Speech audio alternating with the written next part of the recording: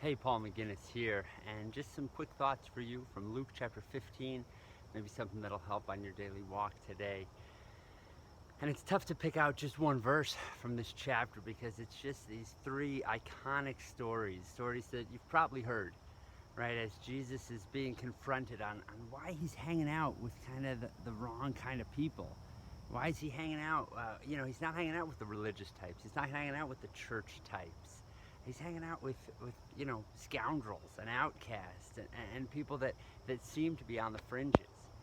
And Jesus explains why with these three stories. He tells about a lost coin that this woman just searches the house until she can find. And he tells about a shepherd who loses one of his 100 sheep, and he just searches until he finds it. He talks about a son who runs away and a father who keeps an all-out search and ready to welcome him back with open arms. Stories you've probably heard.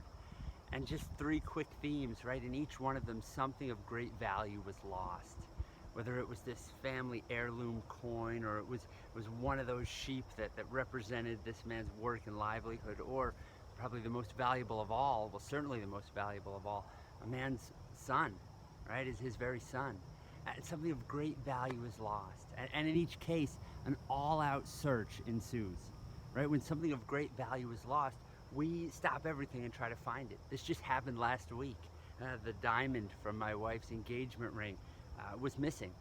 It fell out, and now you'd think a diamond of that magnitude would be easy to find, but we stopped everything, stopped whatever we were doing, and we all searched until we found it. Right? That's what you do when something valuable is lost.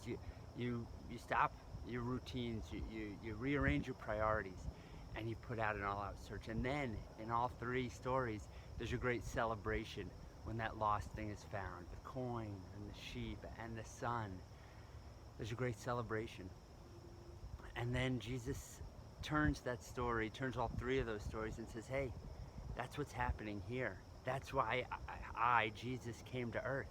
He said, I'm here on that all-out search. I'm here on that rescue mission because something of great value has been lost, and that is our way. We've lost our way. Mankind has lost our way. Humanity has lost our way. And God is not fit to leave us in that lost condition. He's going to go on an all-out search, and he's going to seek and save and rescue and redeem. And so Jesus came on an all-out search. And then, I love what it says it a couple times in the passage, but we'll zero in on chapter 15, verse 10. In the same way, there is great rejoicing in the presence of the angels in heaven over just one sinner who repents.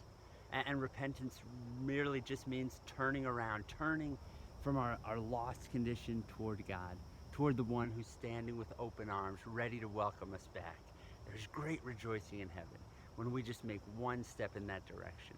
And friend, you could do that today, right? Whatever that area of your life is that you kind of feel lost, you kind of want to keep to yourself, just turn it toward the light of God. Turn it in his direction. Or maybe those friends, those family members in your life, do whatever you can do to just nudge them in the right direction. And we can spark an all-out party in heaven when we turn toward God, when we help other people turn toward God. So there's some thoughts today from Luke chapter 15. I hope that helps you along on your daily walk.